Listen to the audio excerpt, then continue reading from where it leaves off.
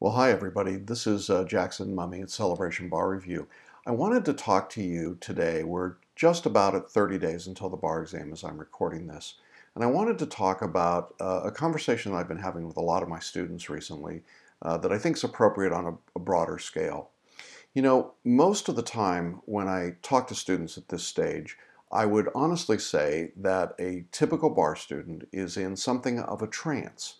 What I mean by that is that, frankly, most of us live most of our lives in a trance-like state, and we kind of snap out of it sometimes for the big moments and the big things that come.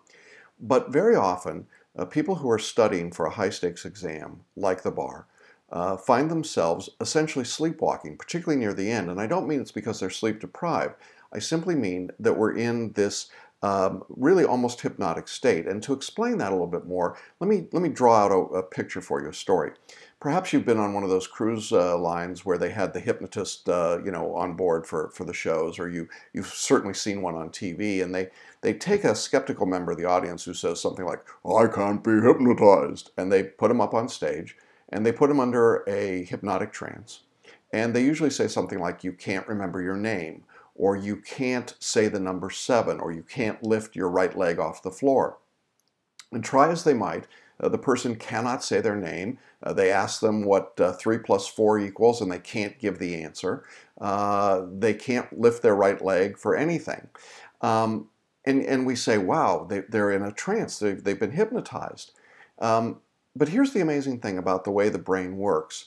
That's really the subconscious brain taking over. What a hypnotist does is simply move the conscious brain out of the way for a few moments and give a suggestion to the subconscious and tells the subconscious you don't know your name or you can't add to 7 or whatever it might be. Now, interestingly enough, in the show, what the hypnotist then does, and sometimes it's a post-hypnotic suggestion, but either way, when the hypnotist is ready for the big finish, they just do this. Snap the fingers, make some appropriately theatrical gesture, and the person suddenly blurts out their name or lifts their leg or tells 4 plus 3 is 7, of course. And what's that have to do with the bar exam?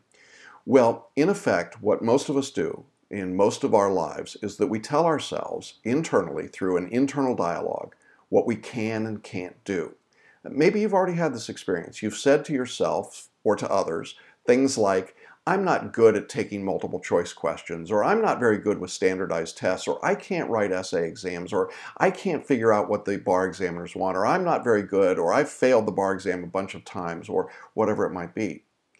That negative self-talk is actually being absorbed by your unconscious or preconscious brain.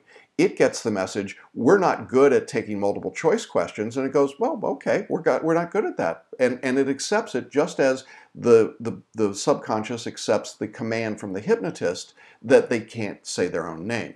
And no matter how much your conscious brain wants to say your name or the number 7, it can't do it because the subconscious is actually in control most of the time. And that's what happens with this negative internal self-talk that happens. And it happens a lot at about 30 days until the exam. Now, if you've been guilty of this, and most of us have in some form or fashion about something, the best advice that I've ever heard for dealing with it, and there's lots of great material out there. I love the material of Paul Sheely at Learning Strategies and Sonia Riccati with Unsinkable. They're both very, very good at this.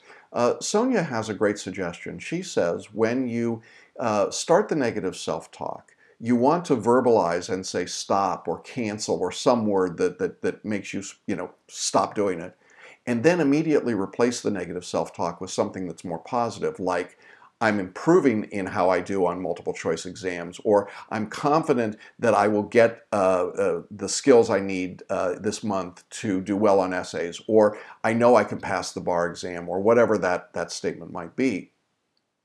You know, the people that talk about brain technology and how we live and work and think, the sort of self-actualized people, I would shorthand that as saying the Oprah Winfrey Network, would tell you that you manifest what you believe, not what you want. And what I mean by that is that everyone that's watching here, I'm sure, wants to pass the bar.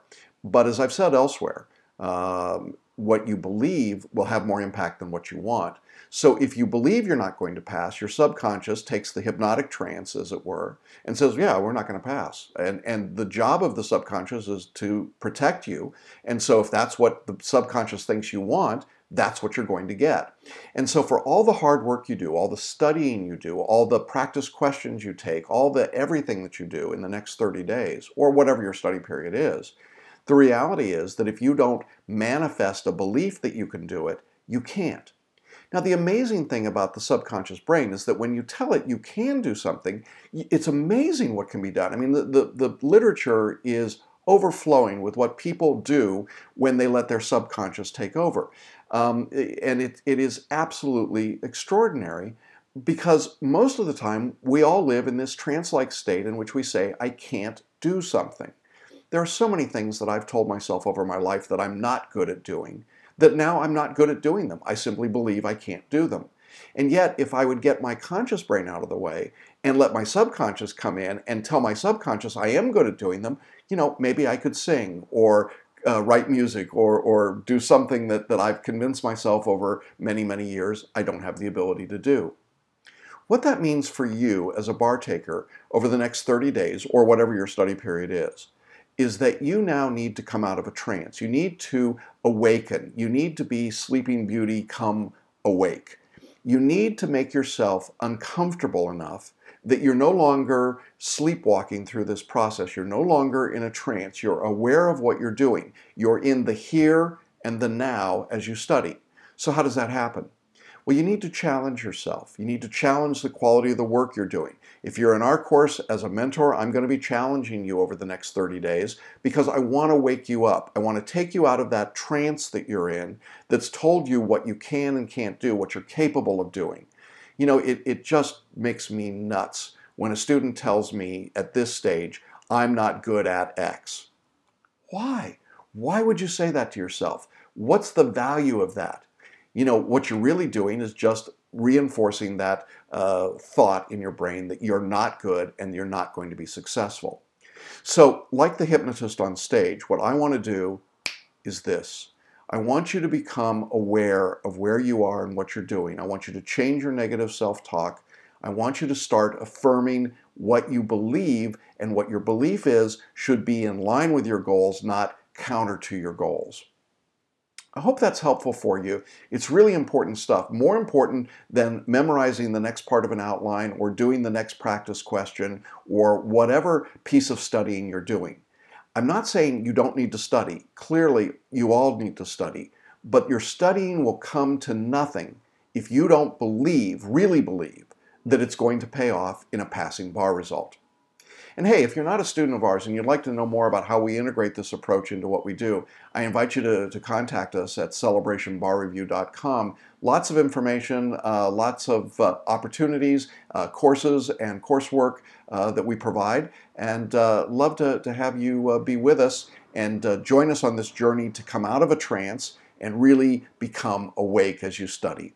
Have a great day and month of study, and we look forward to great things for you. Bye-bye.